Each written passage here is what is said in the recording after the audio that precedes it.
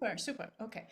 Well, so I gave this title to my presentation, Nerve-wrack to Empowerment, because if anybody is touched by cancer, they know so well this feeling of being on a roller coaster and maybe unvoiced mental health issues, which actually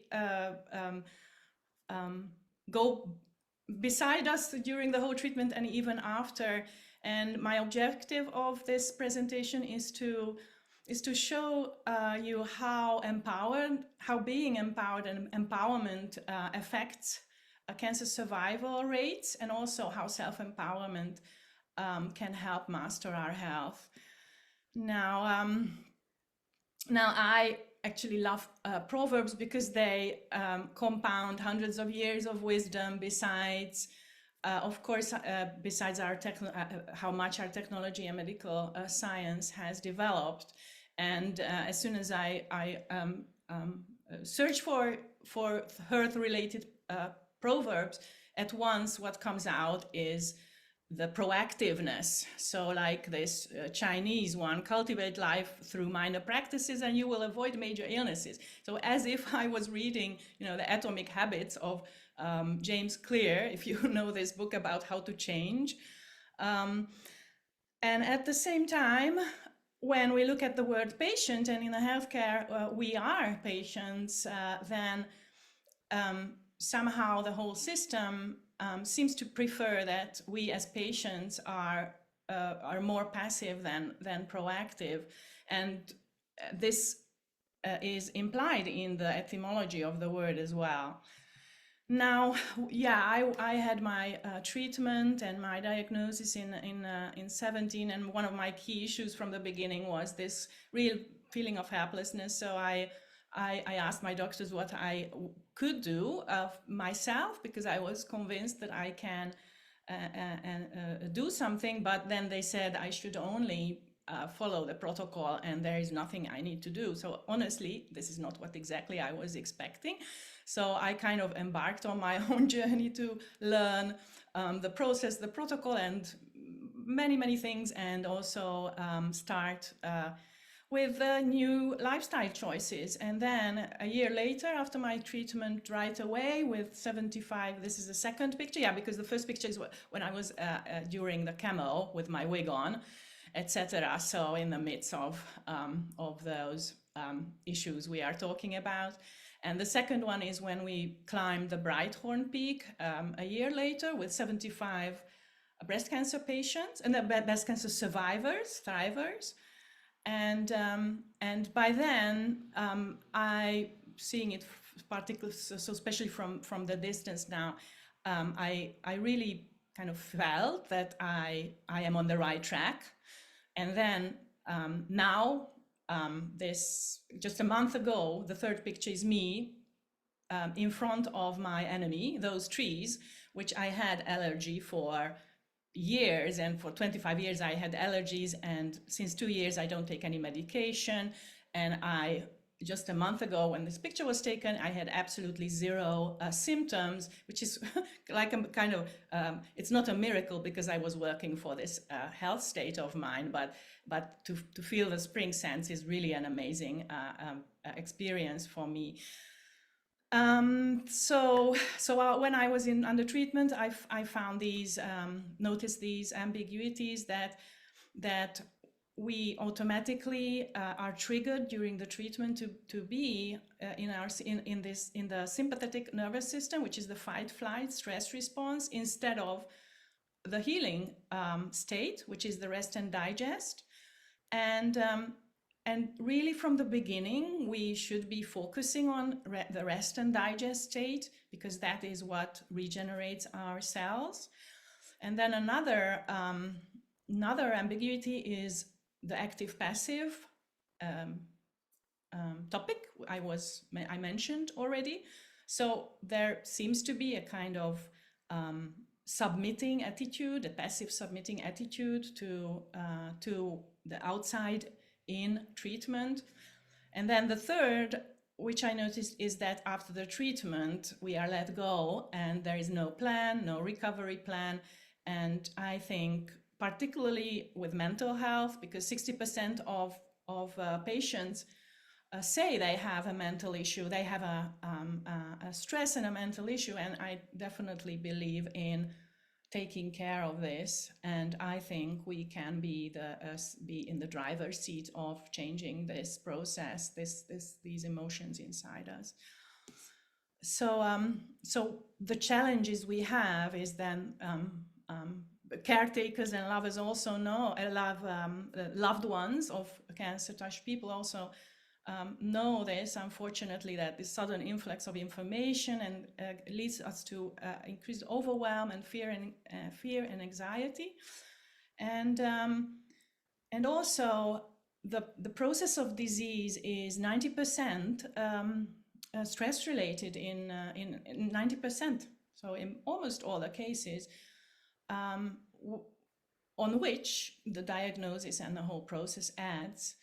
And then comes the whole treatment, where we have all these emotional tools that I listed here, and not last but not least, absolutely, the chemo brain is a serious topic. So there were studies about really comparing breast cancer patients and non-breast cancer patients, how much more cognitive stress and burden was on the chemo-treated breast cancer patients. So what happens when our body is in fear, anxiety, and depression? Although these three words reflect different phases of this process, so I wouldn't put them in one bucket just for the sake of giving you the message that this fight-flight state is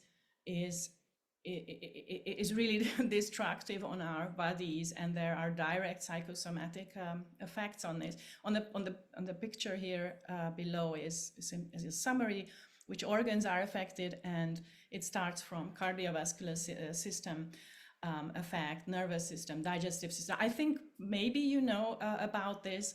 Clearly the immune system, because of the whole microbiome and the gut system, then our respiratory system definitely, and also our brain.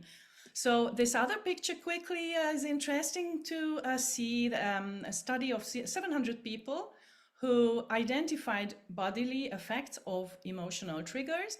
And the two extreme is happiness, when everything is active here in us.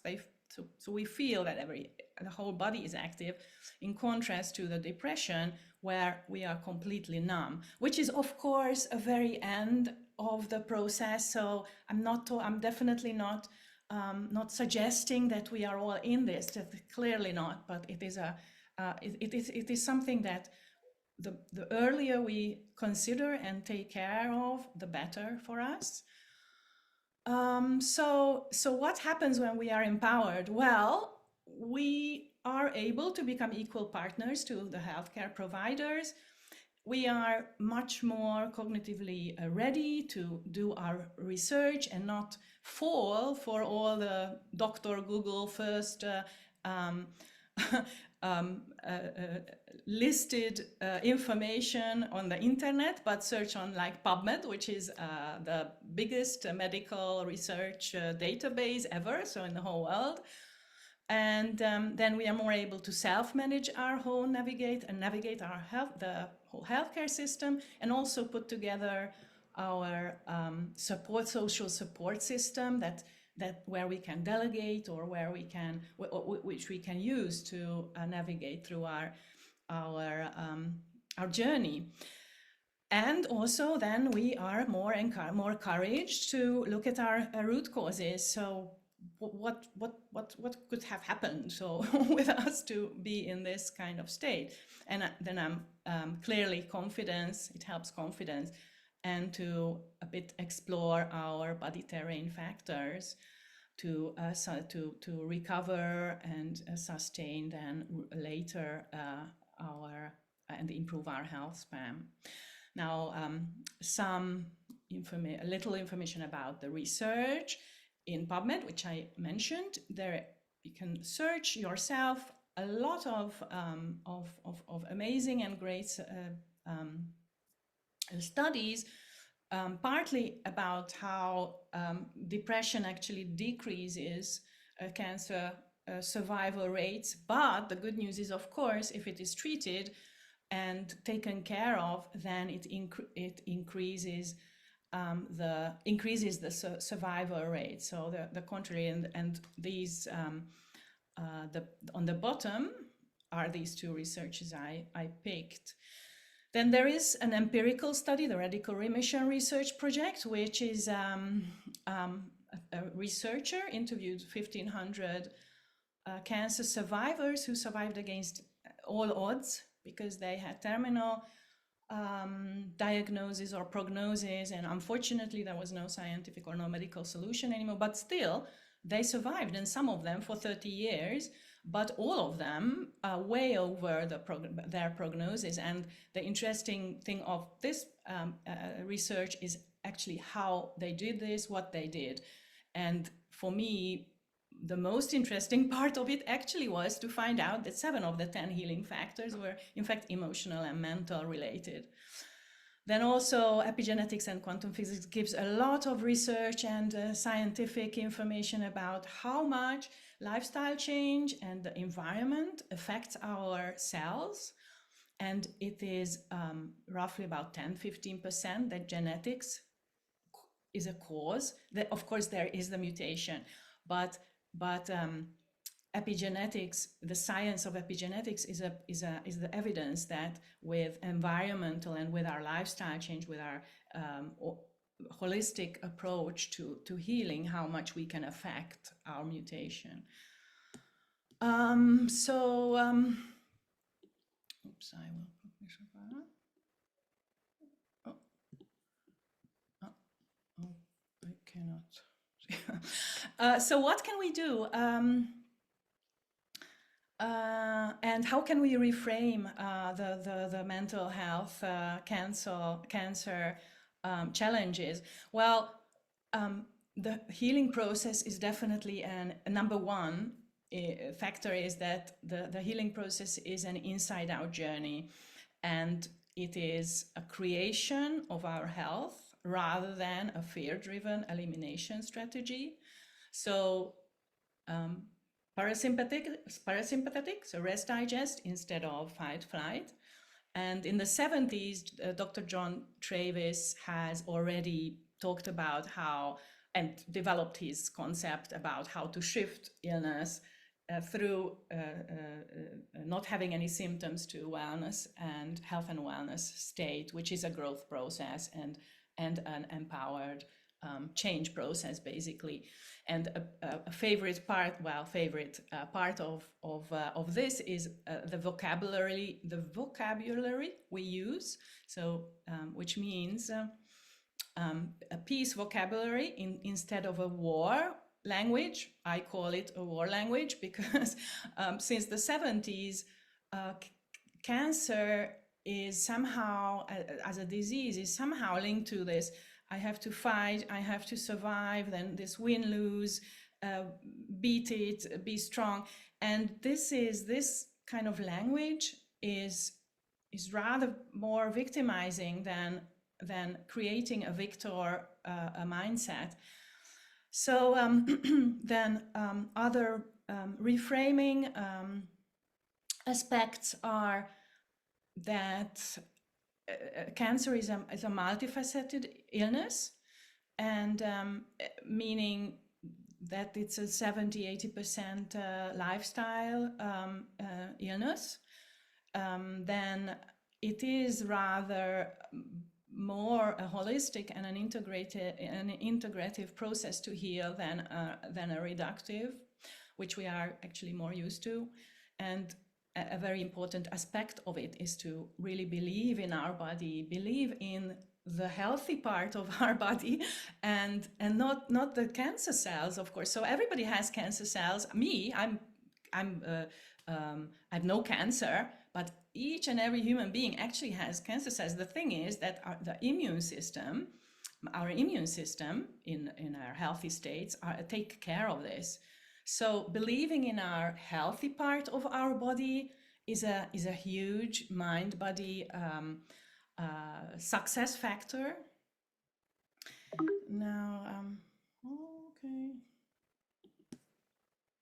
So what can we do, and what are basically practices? So how to change this and what to do?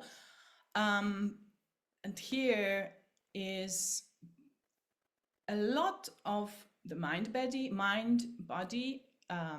medicine techniques and tools. Of course, we are not able to go into these because these tools can, particularly to practice them, because it's not the theory, the idea is to practice these. All of them contribute actually to the alignment of our mind, body, emotion, so to build our wholeness. But one of the most important thing is that we learn about our body, we learn about ourselves. So self-awareness, self-care, and self-love. And actually in many cases, women have a little bit of a kind of deficiency in self-love. So to develop this and figure out our own pathways to which and how we resonate with each of these tools is a kind of task, and to explore which one is closer to me and with which one to start with. So whether it's breathing techniques to learn, or meditation, or one of the relaxation or guided imagery techniques, these are all help enormously. And then I'm not talking about the water and all those issues, because all those topics, because that's a huge area as well. So what else can we do? Emotions are a key part of the process, of the healing process. And if we are able to change our emotion, then we basically change our energy, and we are able to change our whole story. Now, what is emotion? Emotion is number one, it's something that is flowing. So this is why suppressed emotions and releasing suppressed emotions is so important, because health is emotion, some energy and emotion flowing, and it is actually the meaning what we give to a thought. So to a little bit explore our thoughts and our beliefs and how we go about our life is important to find out where we can change and how we can help ourselves to ease helplessness and to be more empowered and to reframe this. This is a practice. This is absolutely a practice. And just one little by little, actually question our thoughts and not believe them. So thoughts are like clouds coming and going, and the emotions attached to them are also coming and going. And that's why not to identify with our disease and prognosis is so crucial. And the emotional wheel here is a tool that I use when we talk about this. A little bit about, again, the whole vocabulary, because it's a crucial to in the transformation to change our vocabulary, in my belief. So an exercise that maybe you may start with is to sit down one good moment to journal the words which describe your best healthy self. So take a little time to think about your health vision. How would you like to feel? What are the feelings that would make you happy, that would make you feel much better, and create a vocabulary around this where you can go to when you feel like you are a bit negative or fatigued or helpless and so on. And I also created a couple of words, and what I mean here is like calm, empowered, healed, mindset, growth, love, life, happiness, harmony, and so on. Now, I wanted to mention the body terrain because it is not only about emotions. So our mental health is affected enormously by our nutrition and also our physical being. Of of course. So what determines the effectivity of our treatment with cancer and our health outcome and our mental health and state? Well, it's our immune system, what we eat. So many foods affect our mental health. Then our metabolic flexibility, which is sometimes given. No, it is partly given, but we can influence this enormously, how flexible we are in metabolizing our hormones and everything that is affecting particularly female cancers. And also the body terrain is where are the root causes. And one key food is sugar, which in an added quantity, which we actually always go over, more or less, in Western societies at least, definitely. So above a certain quantity of daily glucose, so sugar, it affects our and results in chronic inflammation and dysbiosis, so the opposite of our microbiome health, insulin resistance, mitochondria, so a lot of things, oxidative stress, and also increases directly the cortisol level increase, which is stress, again, anxiety, depression. So it makes really sense to reduce as much as we can the sugar, which is basically everywhere. Now, I don't say this to panic, obviously, at all. It is just tiny bits. Consider doing steps that, again, help the healthy cells in our body terrain. Yeah, well, I think by now you know that that the best is to be in this window of tolerance with our nervous system, so stress regulation.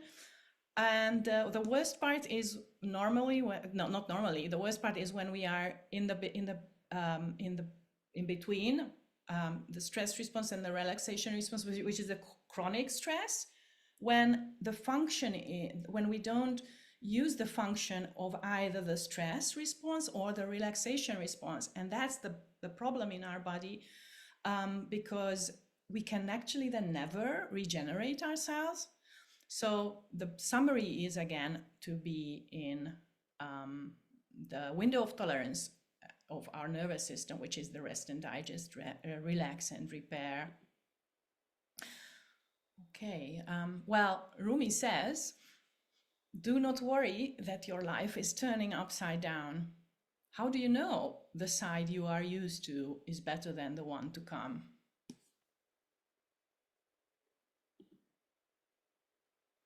And to talk about a bit of how to create this better life that he is referring to from the 13th century, I think, are a couple of tips and aspects here. Now, I find a key one is surrendering. I just want to touch base this. Surrendering is not giving up. And this I find really important mindset, that if we surrender to our state, if we surrender to where we are, that's the 0 point where we can start to improve. But without acknowledging where we are, it's then difficult to get out of that state. So so surrendering where we are is one of the key mindset issues for me, and being curious about what is happening in our body, what each treatment and therapy does to our body, and give permission to ourselves to take charge of our own health. Oh yes, being gentle to ourselves is also a very key, and simply not beating ourselves up in this whole process of the cancer treatment and afterwards as well, because we are in a different state, and I know it's so difficult because we don't want to be in this club, obviously. So it takes time to understand, to acknowledge where we are, and not blame ourselves, because it's not about blaming and shaming. It's not our fault that we are there in this phase. It's it's the belief that, okay, what is, but I can, and I will, and I'll try. Then another aspect of the health mindset is to be willing to create a better life. So be willing to explore those areas of my life which is not really satisfying, and understanding that healing journey is not a linear path. We go up and down, and it's a fluid and a kind of dynamic experience. And also to get into this mindset of creating peace instead of fighting against something. Yeah.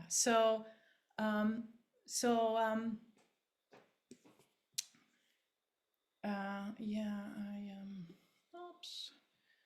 This yeah, the third aspect is embracing resistance. I'll just touch base this because resistance is there. It's no question.